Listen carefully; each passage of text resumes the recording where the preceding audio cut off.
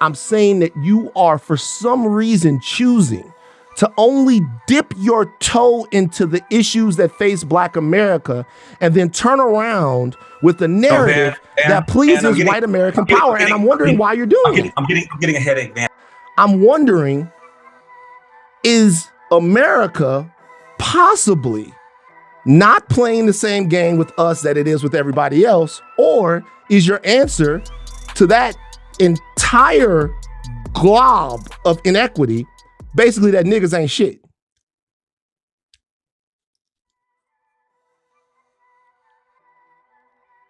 Really, Van? That's your question?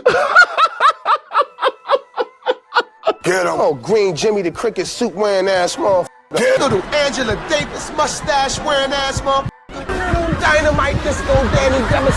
Gentlemen, if you don't mind, I'd like you to sit down. I would like to continue. Welcome to the Dark Times channel. And before I go ahead and get started, make sure you guys go ahead and hit that like button for me. And if you're not new to the channel and you enjoy the content so far on this channel, make sure you go ahead and hit that subscribe button for me as well. And so recently I came across the show on the Higher Learning platform. And some of y'all may be familiar with it. It's with Van Lathan, formerly with TMZ, along with his co-host Rachel Lindsay. And it's called Higher Learning. And Van Lathan is somebody that's known to mix it up with his guests and hold people accountable for the things that they say on their own platform or on other platforms. You saying that you don't have any generational trauma in some way meaning, or that in some way meaning that your delivery method to white people is going to be either more effective or more sanitized, is to me dangerous. And let me tell you why. Is a Black man, a prominent one, acting as an emotional butler for white people and serving them the most milquetoast, unspicy, unseasoned brand of racial discourse and accountability possible, could definitely be harmful. And so recently, Larry Elder, who's running for president in 2024, and by the way, which is strictly a formality, because by no stretch of the imagination is Larry Elder gonna get the Republican nomination. That's pretty much signed, sealed, and delivered. We all know who that's gonna be. And Larry Elder, like a Thomas Sowell, like a Candace Owens, has a lot of good points that a lot of Black Americans can agree with, especially when it comes to education for the most part and family values. But the only critique that these individuals are allowed to have is gonna be of so-called Black people and the Progressive Democratic Party. That's the only critique that they're allowed to have. Outside of that, they're not allowed to have any negative critique about the people that fund them or about the dominant society at large.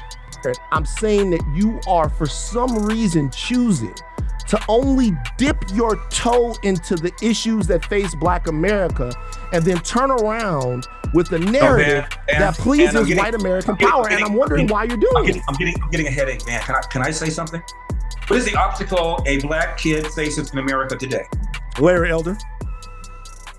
Oh, really? And so Van Lathan was being a little bit tongue-in-cheek, of course. But there's definitely a lot of truth in what he said, as far as Larry Elder and people like Larry Elder being the biggest threat to a young Black male, not just a young Black male, Black people in general. The Candace Owens, the Thomas Sowells, the Jason Whitlocks, individuals like this are one of the biggest threats facing the community. And it's not just simply the ideas and the manner in which they choose to express them. It's the fact, like I said earlier, that they refuse to bring up anything else besides race, in particular when it comes to Black. And then on top of that, they go around spreading this notion that somehow pointing out injustice and systematic injustice is somehow supposed to be a victim mentality. It's almost like this broad magic wand they're trying to wave over everybody's eyes. That somehow associating with being on the receiving end of injustice is somehow claiming a victim mentality. That's like having a pain in your side for weeks and not going to the doctor. Just telling yourself, I'm not going to be a victim. I'm not going to go to the doctor. I'm not going to tell anybody about this pain in my side. I'm just going to let it linger and see what happens, see if I can get over it. And then by the time you do go to the doctor or you wind up in the emergency room, there's a possibility that it could be too late. But the point is, you're never going to know what it is unless you examine it and identify it. Because when the community was at its best is when we knew what the problem was. During segregation, we knew what our problems were. During Jim Crow, we knew what our problems were. During Reconstruction, we knew what our problem was. And what did we do? We worked together. We fought together.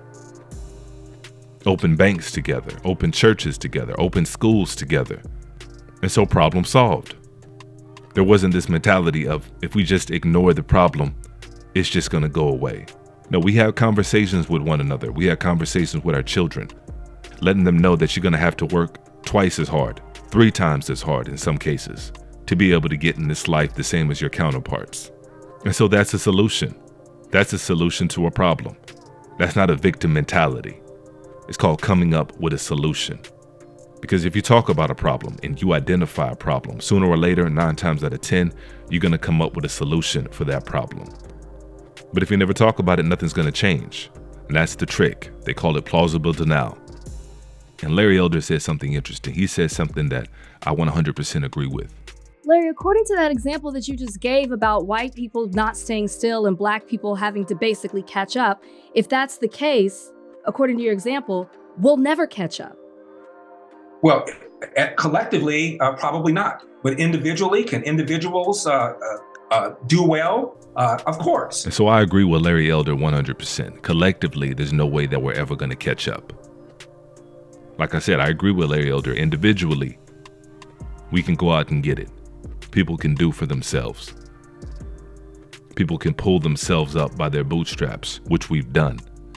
But collectively, the damage has been irreparably done, and not just financially, but also psychologically. I believe we're past a point of no return.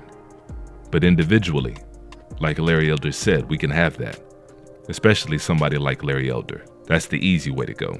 But then on the other hand, if it's all inconsequential anyway, and there's no way that we're collectively going to be able to get to the place that we desire to get to, I might as well be the one. I might as well be the one to get these dollars, to get these crumbs off the table. Somebody's got to do it. And so that's the level of thinking, and that's where some of these individuals are at in their minds. And so I think that's going to be a wrap on this particular video, but definitely go check out the rest of the video. I posted a link in the description, and it's on the Higher Learning channel. And make sure you guys hit the like button on your way out. And if you're not subscribed to the channel yet, make sure you go ahead and do that as well. And as usual, peace and chaos.